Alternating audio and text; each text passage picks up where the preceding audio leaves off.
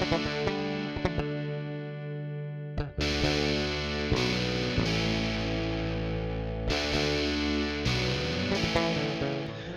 everyone. Welcome to this episode of Rush Deep Dive. This is fans' choice number 2. So, you, the fans, voted on each one of the last 4 albums that we discussed: Hold Your Fire, Presto, Roll the Bones, and Counterparts. And we each are going to dive into a deep cut from one of those albums. But before we do that, uh, we're just past the 2-year anniversary of Neil's passing. So we want to just do a brief moment of silence for Neil.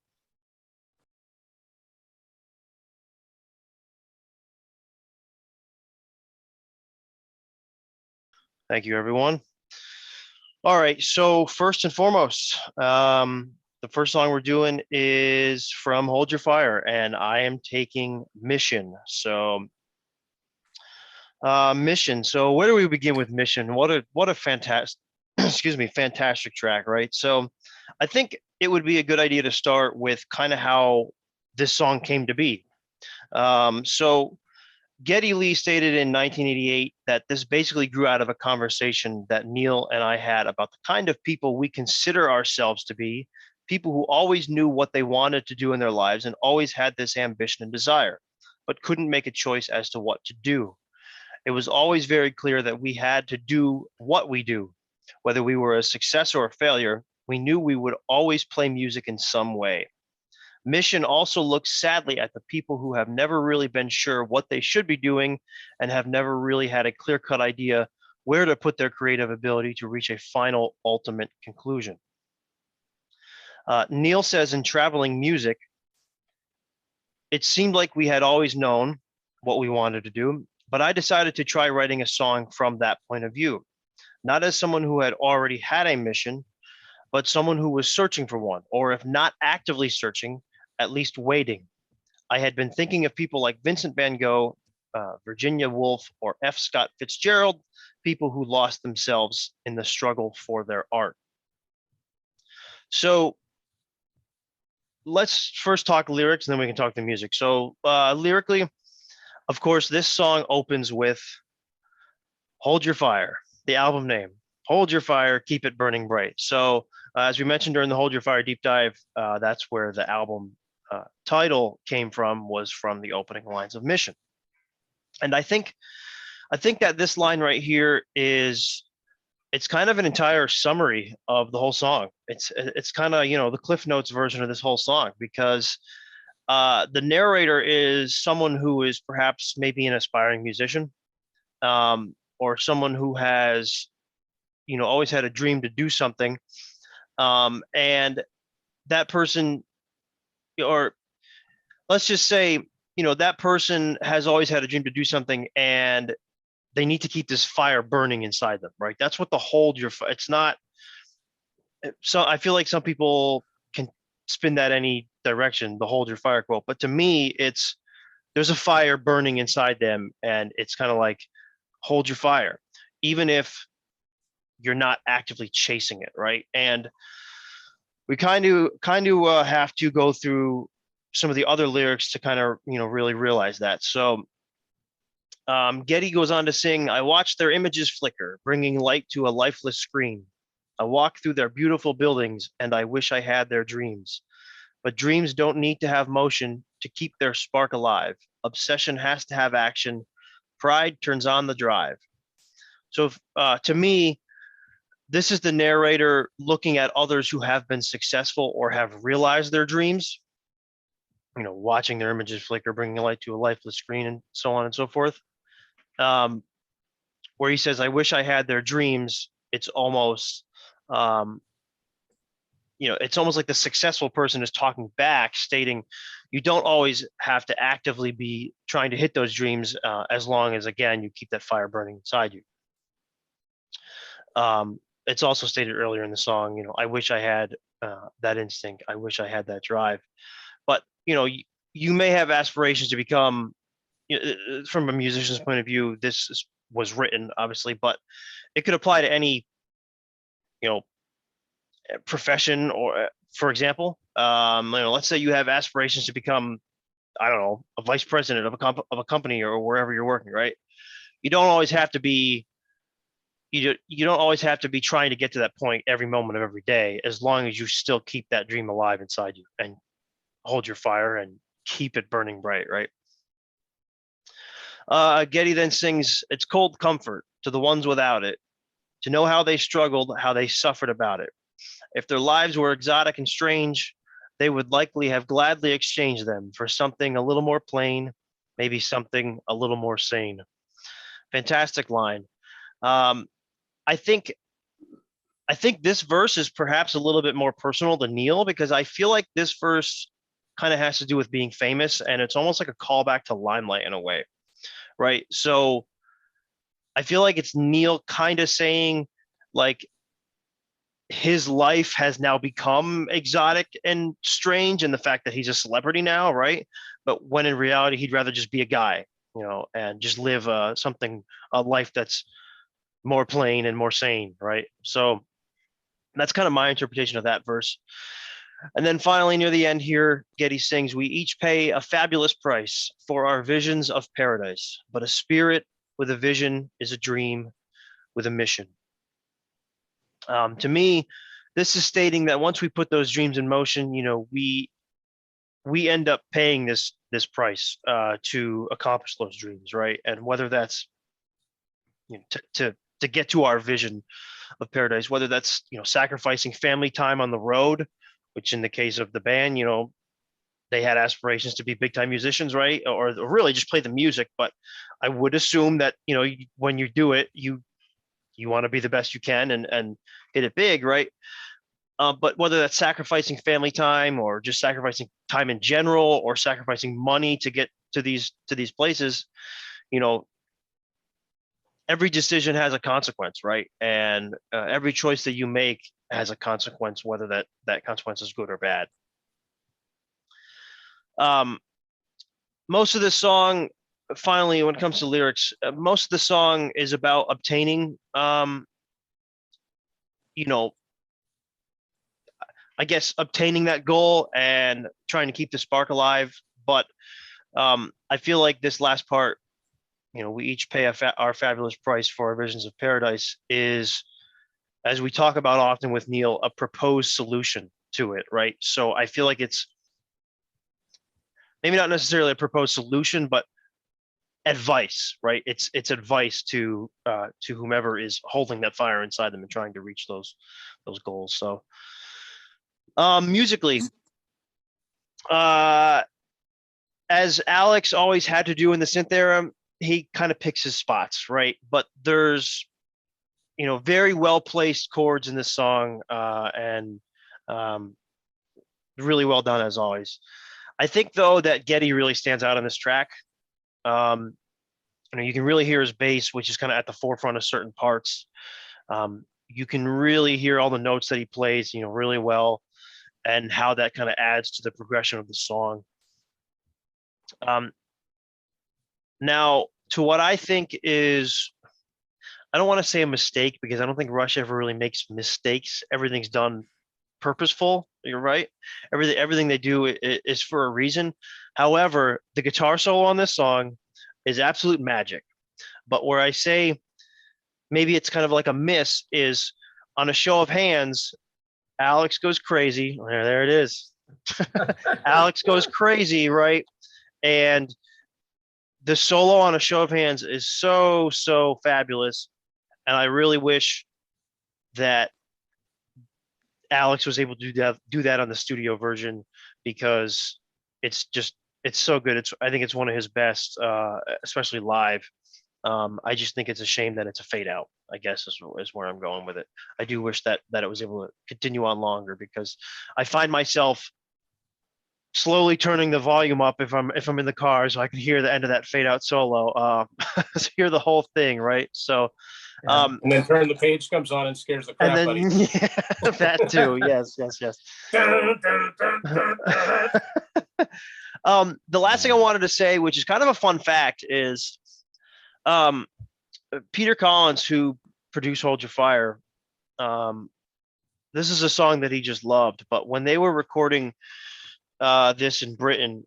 He said, now this is, I'll kind of paraphrase a quote from Getty here, where um, Peter Collins wanted to do what he called the full Monty, which means putting an orchestra and a choir on it. Getty goes on to say that there's a particular sound of an English brass band, which was something that Peter Collins grew up with. And Peter Collins found a band, went and recorded them, brought it back to the guys. It didn't really make this. It's very subtle, Getty says, on this song. Getty also says that there is a version of this song that has the full Monty on it, and he hopes that it will be released someday. So who knows?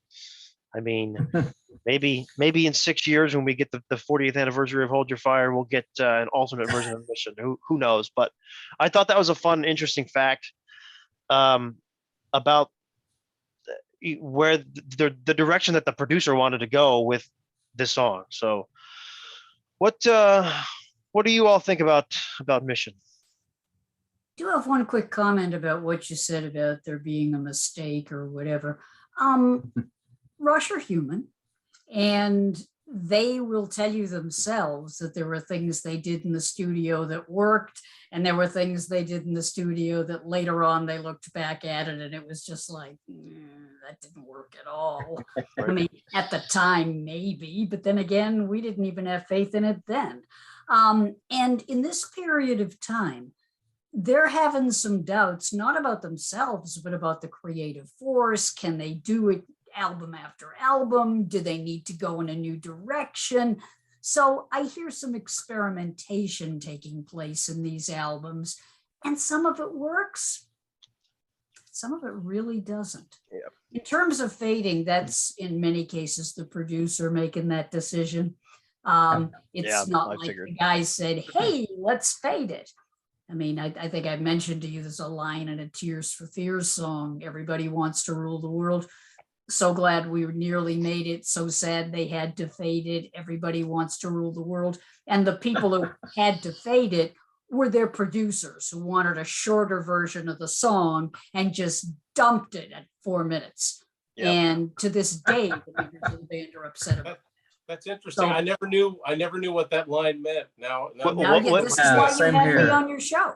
Donald, what did you just say? Awesome. To this day, the band is upset that was fate. Is that what you just said? I've never been happy with their record company about that. And when they did the live version in concert, they always made sure that they did the whole version. But the version that was on the album was for a single version. And they thought that if they let it go on too long, it had to be 4 minutes or less. And so at a certain point, like about 4 minutes and 20, they just started fading it. So glad we nearly made it. So sad they had to fade it. And the record company is the record. Well, that's cool. It's good. Cool. That's interesting. That's why you have a media historian. No, I love those tidbits. Those tidbits are great. Oh yeah, they are. But no, seriously, I really feel like in some cases with Rush, and we've discussed this. I mean, we as in I've talked to them and they've talked to music magazines. It's not confidential knowledge. They talked about this in Beyond the Lighted Stage, where they said, there was a time we just kind of went really far out there and then we had to kind of like reel it back in for the next album. So I don't know. I just feel like the song is a good song. And if they had to do it today, they might do it differently. Okay. Cool. It's really interesting because I'm skipping ahead a few albums, but on the classic albums DVD where they dive into 2112 and Moving Pictures, they've got Getty and Alex and Terry Brown in the studio and they're playing an early version of Tom Sawyer. And I think it's Tom Sawyer. And basically that song fades out on the album, as we all know. And Getty says, you keep fading it out and there's a certain point where we just stop playing. So yeah, I think that in some cases yes, obviously the producer and the record label has a say in, especially if it's a single, the record company has a say in it. But in some cases, I think it's an instinctive thing. And I think sometimes they have a definite ending in mind. Something like, Subdivisions or Distant Early Warning, those songs, Limelight, those songs end. And I think they always saw that through. But in other cases, they're like, let's just see what happens. But it sounds like Mission has a definite ending, but maybe they didn't have the definite ending before they went on the road. So I'm going to use a bizarre example. But it ties in because these guys toured together a lot in the early days. If anyone's familiar with the studio version of Rock and Roll All Night by Kiss, there's a verse and a chorus and a verse and a chorus, and it repeats the chorus ad nauseum and it fades out. The version that became the hit was the live version where they added a guitar solo, an end chorus, and the song. Maybe they didn't have that full idea when they were or look at what Rush did with a reggae version of Working Man. Yeah. Exactly. Yeah. So Bob Marley is spinning in his grave. You know what I mean? But the version that's on Show of Hands is just so good. And I wanted to hold the record up because that album just recently celebrated its anniversary. Yes, it did. And and it's the first Rush album I bought brand new upon it first coming out. So soft spot for it, not that record. And every time you guys say something like this, I was talking about this with you, Sang, the other day. I cannot tell you how many times people said to me back in those first couple of years, oh, Rush, they're just a really derivative band. They'll never last. They have no staying power whatsoever, you know? Sure. And here we are, like 4.5 decades later. Yep. You know, and it's funny because I think, you know, Donna, you mentioned about their staying power, and you also mentioned a little bit earlier how they experimented on their albums and some things worked and some things did not work. I personally, I have no idea because I have not spoken to any members of the band, but I think they had staying power because they took chances. They did not stagnate and repeat themselves over and over again. They evolved as the music industry evolved. They evolved as their own life and their own abilities evolved. And I think it's fantastic. And I'm going to talk about a song right now that is very different from a lot of the other stuff that was on that album and a lot of stuff that's on Rush albums in general. Ryan, you want to give me the introduction, or I'll give you the sure. I mean, yes. Go ahead with from Presto, The Pass. Tastefully done. No, seriously. Neil has talked about, and so has Geddy, the fact that this is a song that was very emotional for them. And I gotta tell you, it's also a song that's emotional for a lot of people. If you go online, please do, and just Google The Pass and then go look at the comments on the YouTube video, whether you like the video or not, I don't care. But just look at the comments. Look at the comments on Song Facts. Look at the comments on various other places where it's posted, and people all say the same thing. This song saved my life. This song helped me when I was going through a dark period in time, not like me, Donna, but the people that were commenting. And this song means so much to so many people. And when I think of this song, the only other song I can think of that had a similar resonance with people is a song that I know you guys are familiar with from a decade later. Of course, The Pass is from 1989. In 1998, Third Eye Blind did a song called Jumper. Wish You Would Step Back from That Ledge, my friend. Yep. And it's just a really, really good song about, like, please don't end it all. Step back from that ledge. Turn back. Like, you know, cut ties with all the lies that you've been living in, you know. And the thing is, people listen to songs like this. We hear them because, like, those of us that are DJs, it's like, yeah. But people listen and they're like, they're talking to me. This is a message to give it another try. Donna, what's your point? I don't like Third Eye Blind. No, but what I'm saying is, here are artists whose lives have been touched by seeing someone end it all. And what Neil was trying to say in the past, and I'm not speaking for him, God rest his soul. Excuse me a second, I have really bad allergies. Give me 7 seconds here. Okay, what Neil was saying, and he said it publicly, was he didn't want suicide to be romanticized. He didn't want suicide to be presented as heroic. He said, in literature, and you know what a reader Neil was, okay? He said, in so many works of literature, our hero takes out his silver dagger at the end and ends it all. And he's like, I'm sorry, there's nothing heroic about that. Now, again, I understand.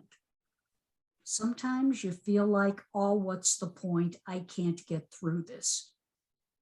But if anyone had a reason why they might have wanted to consider that, it was Neil. He lost his wife. He lost his daughter. Yeah. He left the band and went on a long motorcycle ride. But as he said, I decided not to make that choice. I decided to come back. I decided to stay alive. Okay. And there's a message in that song about staying alive. Notice how they repeat the chorus. And, you know, all of us get lost in the darkness. Dreamers learn to steer by the stars. All of us do time in the gutter. Dreamers turn to look at the cars.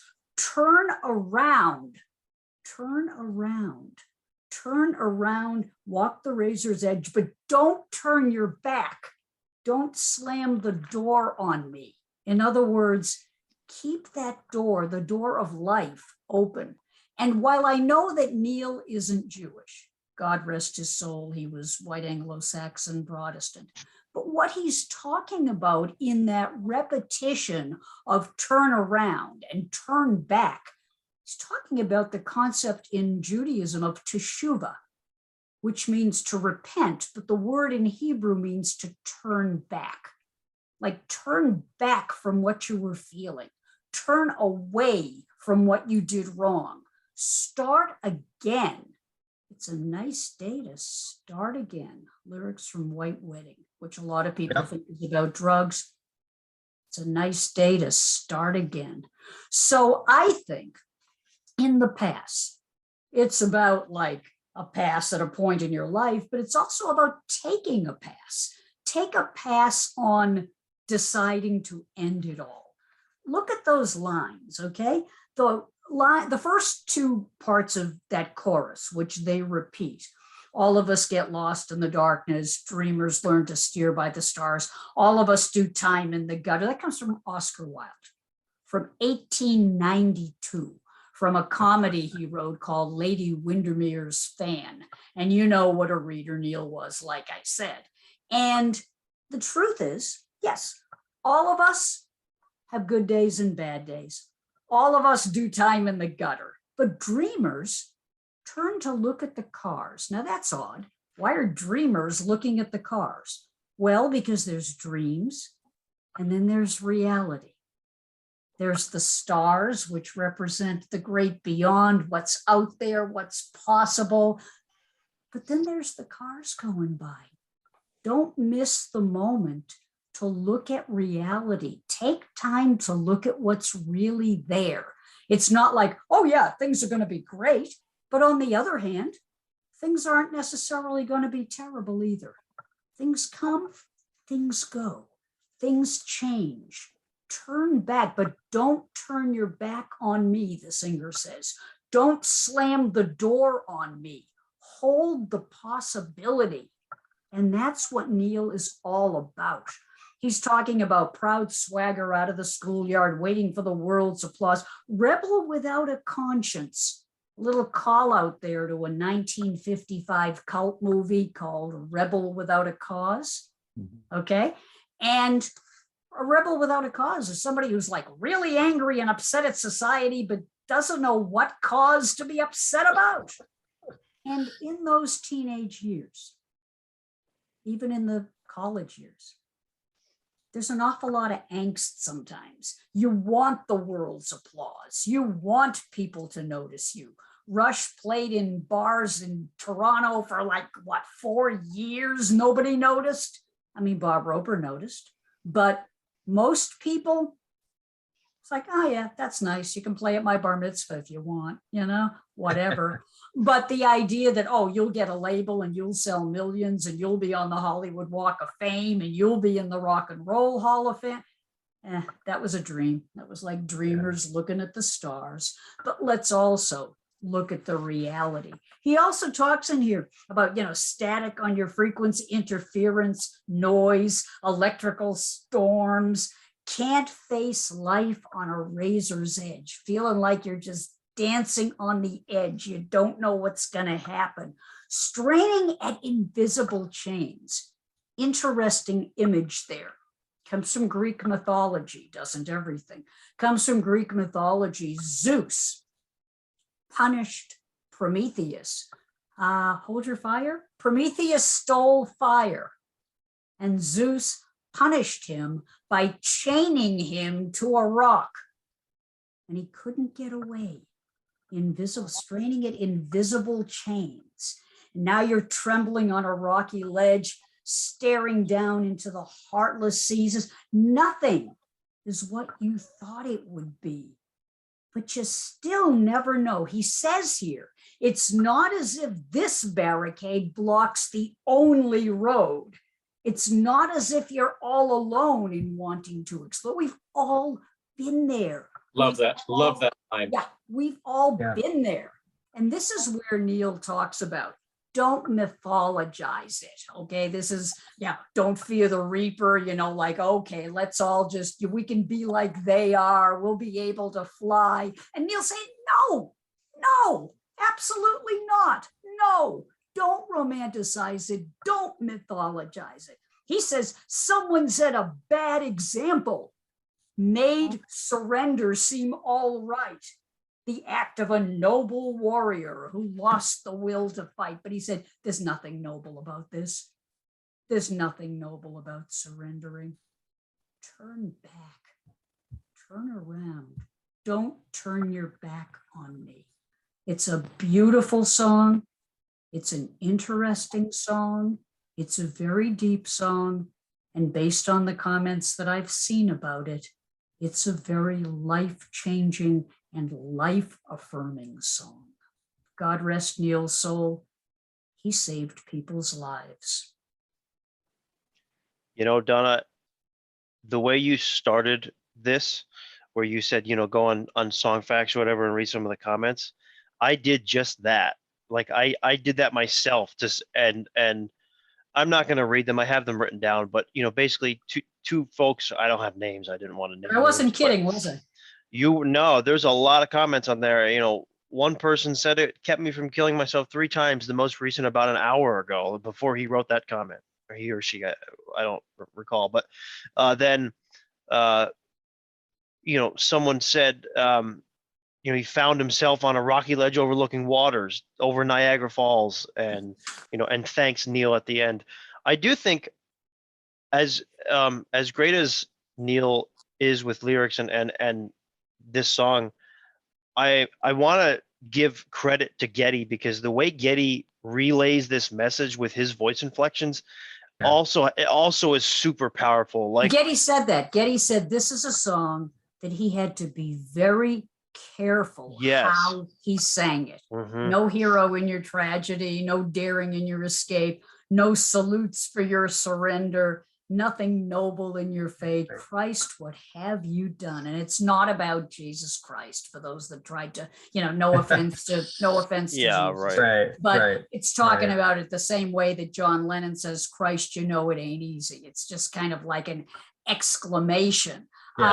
And it's like I stub my toe when I say Jesus Christ. Right. And there's nothing anti-religious about it either. He's just saying, like, what have you done? Why did you do this? Why didn't you turn back?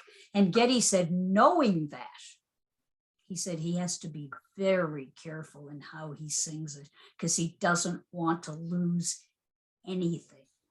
Yeah. Yep. It's a great vocal performance. And it's a beautiful song. It really is. But again, Oh, it is. for those It's that awesome. think that Rush can't do anything that's emotional and passionate and compassionate, they obviously haven't listened to the albums, because if they did, Yes.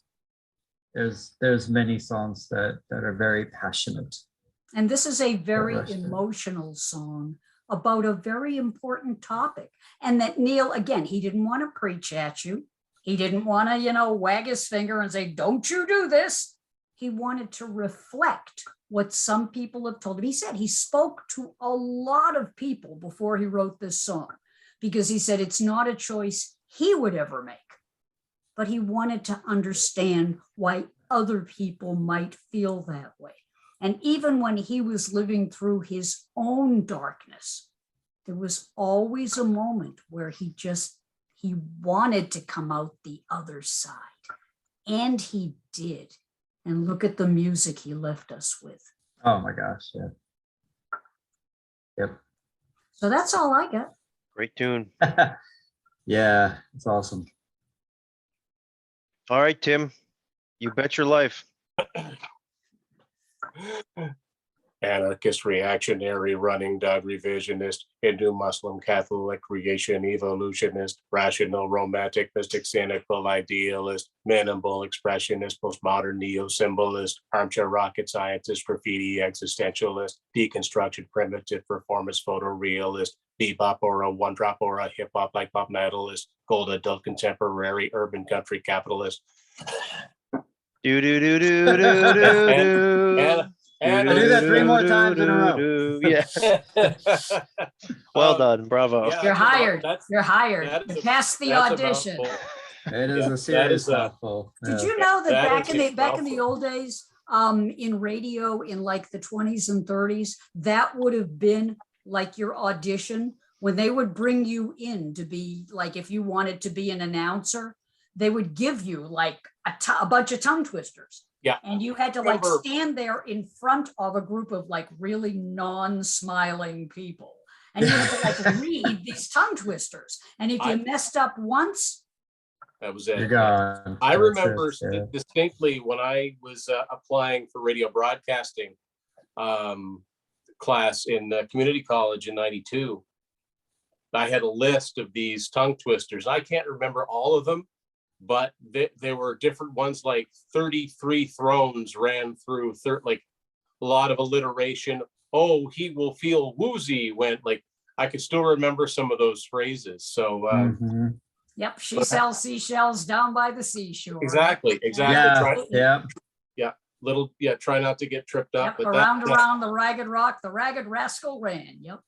those there's so much in those lines, and it's basically, about the song, all of these different things somebody can be in their life. Lyrically, this one's interesting, and I know there's other examples of this that Neil's done in his lyrics, and of course I can't think of any right now, but I don't want to say they're lists, but it's just another this, just another that, just another. He's listing all of these things, and then of course, the odds get even. It's the whole theme of the album of chance and roll the bones and take a chance and go for it and face up. And so Yep. it's very fitting to me that this was the final song on the album. But I love the contrasts of, to the most normal situations to something very, very violent, or, like just another day in the life of a loaded gun, or, just another gypsy. This is another aspiring mission, aspiring to be just another gypsy with a plastic guitar, just another dance with her eyes on the stars, and then just another drunk at the wheel of a stolen car, like driven. There's a lot of this, as in all their songs, there's a lot going on, but I love the fact that they decided to do that. It's not even a rap like in Roll the Bones. It's almost just like a recitation of these linked phrases that almost dare you to. Who was it? One of us on here wanted us to make a TikTok out of that. That was Ryder. Yeah, right. And you You what? bet your It's life not- challenge. It's a good idea. Yeah.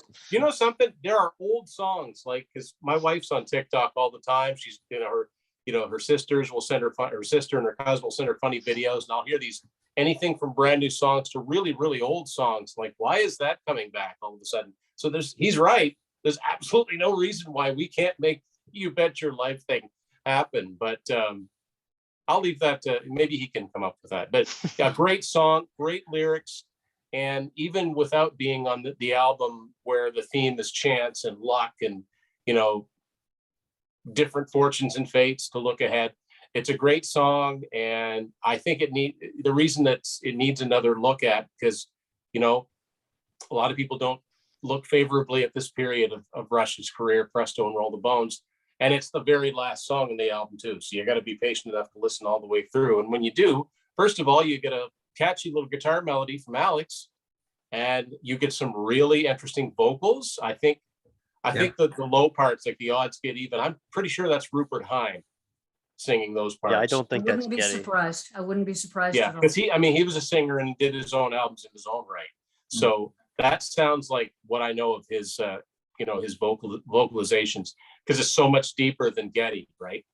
I know they lowered Getty's voice for Roll the Bones in the rap part, but I think, and I've never read it, but I think that's Rupert that sings Superconductor too, the line. But You Bet Your Life, great song. It just leaves you with lots of things to think about. Yeah. So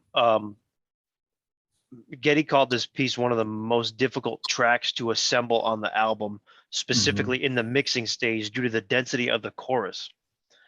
Especially the end where they bring that whole anarchist reactionary, they run that at the end underneath the chorus. So, but they somehow managed to make it so that if you just want to listen to the You Bet Your Life part, you can. Or if you just want to concentrate on the other part, like they mixed it really, really well. Is there a fade out solo in this song too? Yep.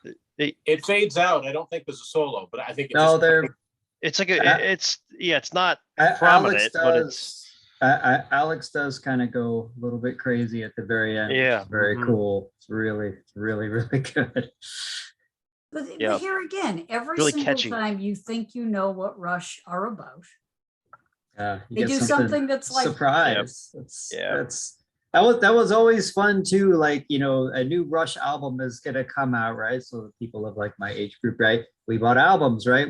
There was no internet. We did not have a leak of something, right? We had to wait for that to come out. It was really exciting to see what are they gonna do? What surprises will they give us? There's 10 new usually songs. you'd have the that I've never radio heard before. station, your favorite radio station would like get an advanced copy, which was called an acetate. And so we would get an acetate.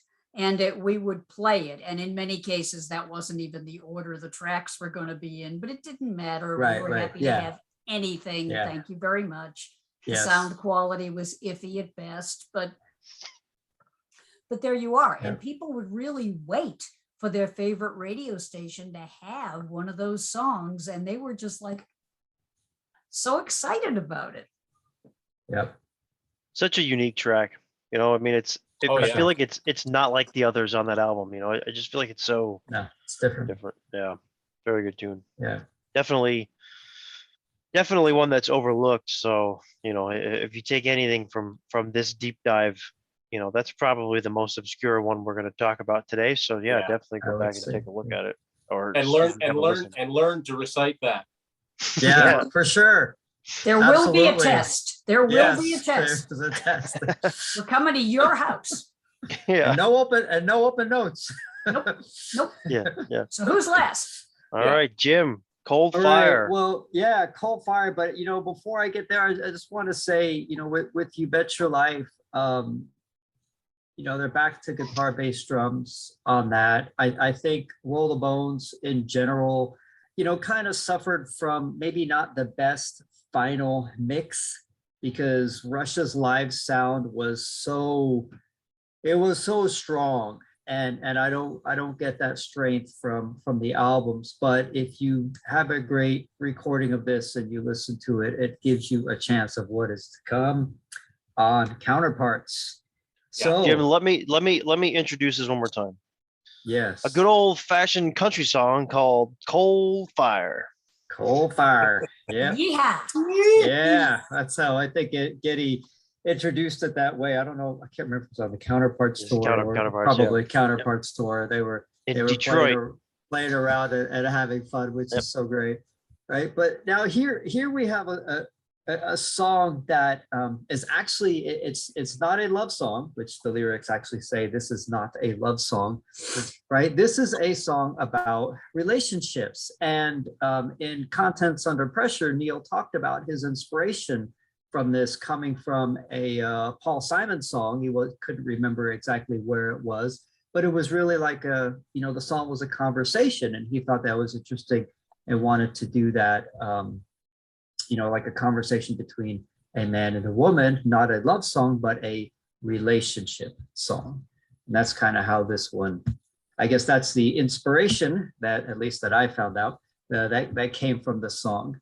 And they had a lot of different versions of the song, and it wasn't until Peter Collins came in and Getty talked about this on what did he talk about this in? Something Song Facts, a radio special, that when Peter Collins came in, he really kind of helped them to organize the song and sort of arrange it and get the inspiration they needed from different versions that they recorded.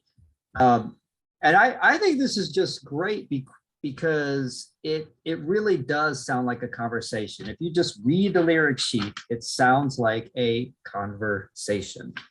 And it also kind of seems that you have a conversation between a woman who is definitely setting the ground rules and most likely probably has an upper hand. That's what it sounds like. And the guy who is, gets maybe a little bit confused periodically too, right? I mean, Neil wrote that he has the woman speaking to the man, and she's smarter than he is what he stated in 1993. Yes, I remember reading that too. Yes, which is really funny. But even if you look at some of the lyrics, and I don't want to read all of them, but for some of them, you have a lyric. I said, if love was so transcendent, I don't understand these boundaries. So that's the man speaking. He's like, well, what's going on? Why these boundaries? And then the lyric actually says, she said, just don't disappoint me. You know how complex women are. So I think she definitely has the upper hand. I have a question. Yes. That lyric, you know how complex women are.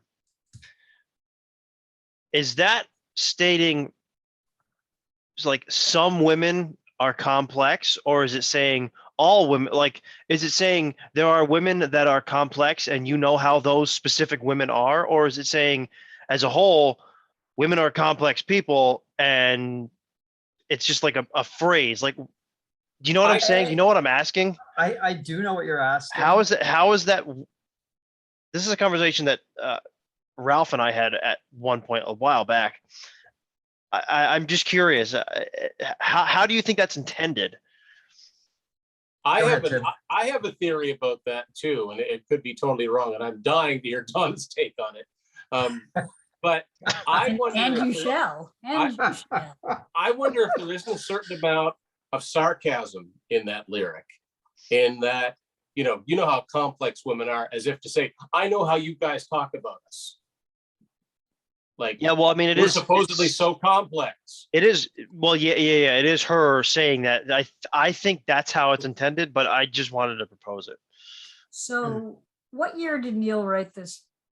92, 92, yeah, 93. Album came out 93, so 92, 93. I'm going somewhere here. Neil, let me say politely, evolved with regard to his attitude towards women. Neil was not exactly what you might call a feminist, okay? I'm not going to say that he was like an old-fashioned male chauvinist, but on the other hand, yeah, he was kind of in that direction. And he wasn't the only one. Men in the music industry back in the 70s and even in the 80s, I'm sorry, even guys that I got along with real well, still had a problem with women who were pushy or aggressive. Now, if guys showed those traits, that was fine.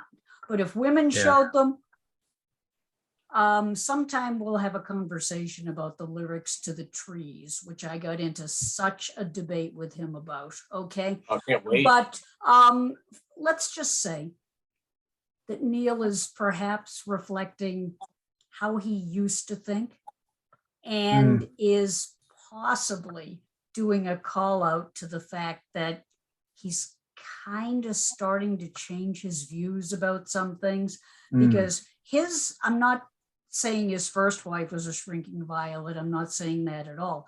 But I'm saying that she was caught up because of how it was back in those days, with the idea that like the men were out on the road working and the women just waited at home.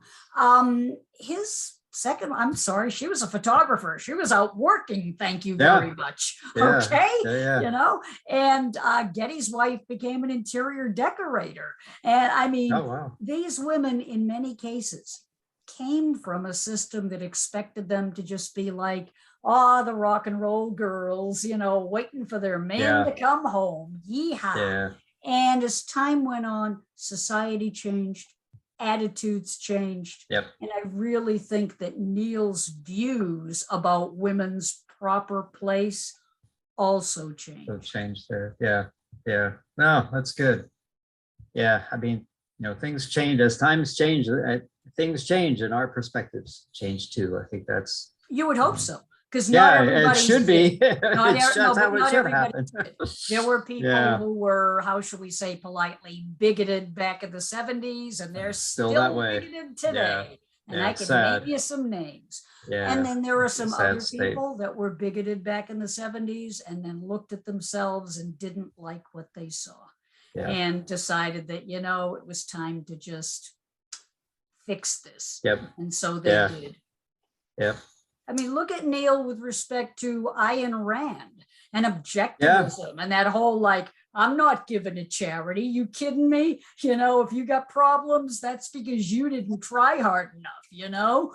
But gradually, Neil became a really philanthropic person.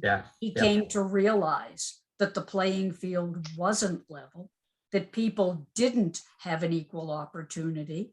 And he decided that he was going to do something to try to help. The Neil from the 70s, nope, I couldn't have that. Not the same. And I'm not saying he was a bad guy, but I'm not saying that at all. We got along fine. I love him dearly. May he rest in peace. But I'm saying the Neil of the 1970s was still coming from some beliefs that didn't age well. And as time went on, he started to understand things in a different way. And I think we see that reflected in some of his lyrics. I don't think he could have written The Garden in 1975, 1976. I just don't. Okay.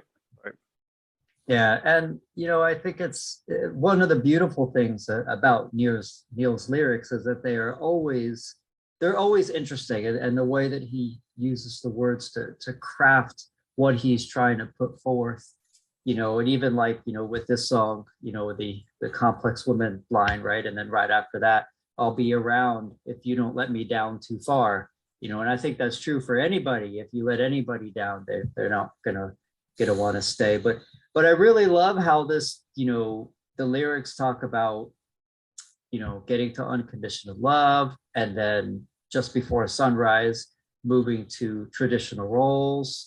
I'll be your partner, but don't make too many demands. I actually really like that because, you know, to me, a partnership, you know, I'll talk about it like man and woman, because I think that's what the song is about, right? You have your different life, you have your together life, and you have your different life. And if you make too many demands on a person, that could potentially take away from the separate things that they do, that they enjoy do, that they should be doing. I don't think that is good at all. And some of the lyrics that I really find interesting here. So I actually looked up, well, what is a cold fire? So when I looked that up, I found that it is a type of a controlled burn. Apparently there's a culture in Australia that uses that controlled burn to clear away undergrowth and provide easier access to like places in the country. But you could think about it like, if you think about it from a relationship standpoint, you know, maybe that's a control burn to clear away something that shouldn't be there as part of that relationship. And that's the wonderful thing is like Neil never actually states that what that something is, like don't do this or don't do this. He never says that. I never feel like he's pointing a finger, right? But at the lyrics that he uses, and this is in the bridge. I call it the bridge. I believe it's the bridge, right? A phosphorescent wave on a tropical sea is a cold fire. I've always thought that was really cool, and that could really be something that is potentially very beautiful, right? Sitting inside of a really beautiful wave that's lit. The next line, a pattern of moonlight on a bedroom floor is a cold fire. To me, now we're getting between like, well, that can be a little bit eerie, or it could be beautiful, could be kind of, sort of mystic maybe. The flame at the heart of a pawnbroker's diamond is a cold fire. And all I wrote for my notes on that one was, I think that's a really interesting one. And then how did the diamond end up with the pawnbroker? Yeah. Oh, yeah. That's a good point. That's a good point, right? Yeah. Right. And then the look in your eyes as you head for the door is a cold fire. To me, that can evoke fear, uncertainty, doubt. I mean, is somebody leaving, or are they not leaving, or are they upset? Is this finished? Yeah. I raised my hand again. That's not a question. I wanted to just musically too. So. Yeah, I just want. Okay, I'll be quick. I just wanted to talk about that specific section, right? So, a phosphorescent wave on a tropical sea is a cold fire. To me, the wave on a tropical sea, this is all centered around the timeline of relationship between these two characters in this song. Yes, that is the honeymoon. That is is the honeymoon phase. That's the tropical way. That's a honeymoon phase, right? The pattern of moonlight on the bedroom floor is a cold fire. So they're laying in bed after having sex. That's my interpretation of that. The flame at the heart of a pawnbroker's diamond is cold fire. It's them deciding to split, and the pawnbroker, and she's pawning her ring. Yeah. And the last part, the look in your eyes as you head for the door is a cold fire. That's them. That's either him or her leaving. It to me, it's a timeline of, because I think it all comes back to relationship timeline. Yeah.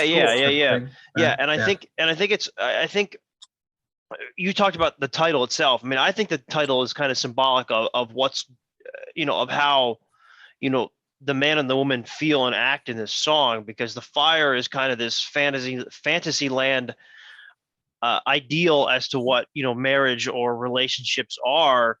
And the cold part is like the cold hard fact that marriages should actually be more realistic and logical. And I think it kind of all ties into that specific line, as it's like a timeline. But it's also like fire comes up in a lot of songs that Neil writes. Mm-hmm. We talked about like the Prometheus thing, like hold your fire, et cetera, but when Neil was talking about women being complex, he loved his mother. He got along great with his sister, but by his own admission, he didn't always understand, like, what do women want? Oh, he spent most of his life around guys, around other rock stars. And the whole thing about the woman, like, possibly leaving, I'm wondering if you were to talk to that woman, if she'd be saying, he never understood me. He never talked to me. He never even tried to show me that emotional side of him. I'm out. It's like and open he's secrets like, what do women want? About. And they're like, I want a best friend. I want someone who'll be there for me. And the person in the song can't do it. It's exactly, this is like a more mature open secrets. I mean, well, maybe not mature, but it reminds me a lot of open secrets. We talked about. Yeah, the next progression of that. Also a counterpart, the title itself, Cold Fire. Yep, it is. Yep. Mm-hmm. Yep. We are mysteries to each other, It's, oh yeah. Okay. All right, Jim, talk to us about the music. All right. Well, I just think that this song absolutely rocks. Alex just starts with this explosive guitar riff that is just killer. there's a really awesome contrast between the verses and the chorus, and of course the bridge there. There's a contrast between making it a bit sparse or making it more full, but the rocking part just never goes away. And to all of you drummer nerds like myself, we are treated to Neil's signature ride cymbal, which is just awesome. I just love hearing that. Something that I noticed here, that in the verse, there's a tambourine part that's added when the man is speaking. Now, I don't know if that was intentional, but it just happens to be that, or that's just where the lyrics and the music fell, but it just happens to be this way. I thought it was something subtle and maybe a way for the music to enhance the lyrics. I just think it's absolutely rocking. This album is a bit gritty. It's organic, and it's one of my favorite. It's one of my favorite albums. It's definitely my favorite '90s album. I like how Getty's vocal, they double Getty's vocals when it's like, this is not a love song. Yeah. And that the guitar comes back in too. What a shift in mood. Oh yeah, for sure. Yep. Getty stated that they had to rewrite this song quite a bit. Yeah, I'm glad that they worked with Peter Collins, and they did not give up on the song, because I think they created a gem. Yeah, it's great. Anybody else want to say anything else about Cold Fire? Said what I could say. I will just say one last thing. Shout out to my wife, because this is the only Rush song that she likes. So, she's very. Yeah, no, we got to work on that. She's very complex. Anyway, you know how women women are. Like, do yourself a solid. Don't have any women on the panel. Anyway. By the way, there's no women Rush fans. Am I right? Seven. There's only seven. There's only seven. We all know each other. Yeah, they're all 7 in the front row. All right, or three in the mezzanine, 4 in the front row, or whatever they said at the beginning of the time machine, or end of the one time of us machine. in the mixing box, sitting next to Howard, watching him do his magic. There you go. This is fun. Funny. This is a fun deep dive. Lots of really good songs we discussed in it. Lots of really powerful songs. Songs that were really tough for the band to write. Which was cool. I mean, all 4 of them were really, well, maybe not Mission, but all but seemingly tough songs for the band to write. But they all came out absolutely brilliant. So. Those watching, please feel free to leave your ideas on some of the lyrics or your thoughts on the music, and just these songs overall in the comments. And if you would be so kind as to subscribe to our channel, you'll be able to get the remaining deep dives, as we are, I guess, right around the halfway point of the band's career. So I think we'll continue to do these fan choice deep dives after every 4 albums, because we're going in reverse order, but the band put out a live album after every 4 albums. So in keeping with that theme, I think we'll probably do that. But we will see you on the next one. Take care, everybody.